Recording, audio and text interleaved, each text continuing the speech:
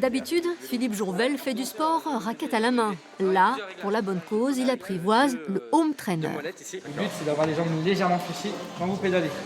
Avec une quarantaine d'associations et une cinquantaine de vélos d'appartement, il espère parcourir et faire parcourir surtout 10 000 km, soit la distance entre Chasseneuil et Tokyo, prochaine ville hôte des Jeux Olympiques.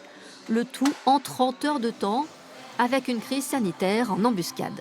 Dans le contexte que l'on connaît actuellement de la Covid-19, on s'aperçoit que de mettre en place des home trainers, même si la tendance va se durcir, c'est toujours tenable parce que les home trainers, on les espacera suffisamment, la distanciation sera là, on fera des roulements qui nous permettra effectivement de capter les flux. Même contexte de distance à maintenir, de gestes barrières à préserver pour les bénévoles de Nintré.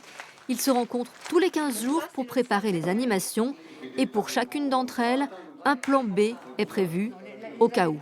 Si on ne peut pas avoir de repas autour d'une table de façon conviviale, eh bien on demandera aux commerçants de nous faire des assiettes peut-être ou du à emporter.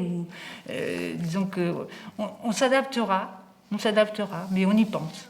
C'est la première fois que Rosie s'engage pour le Téléthon. Pour elle, ce rendez-vous de début décembre est aussi une façon de briser la glace entre associations de son village, de créer un travail commun avec, en bonus évidemment, un beau message. Parmi nos partenaires, on a une commerçante dont le fils a des problèmes graves de santé et elle s'est jetée à plein avec nous, au contraire.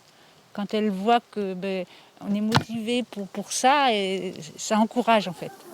Dans la Vienne, près de 250 animations ludiques, sportives ou artistiques sont prévues. L'an dernier, en Poitou-Charentes, 2 267 500 € ont été collectés. Record à battre.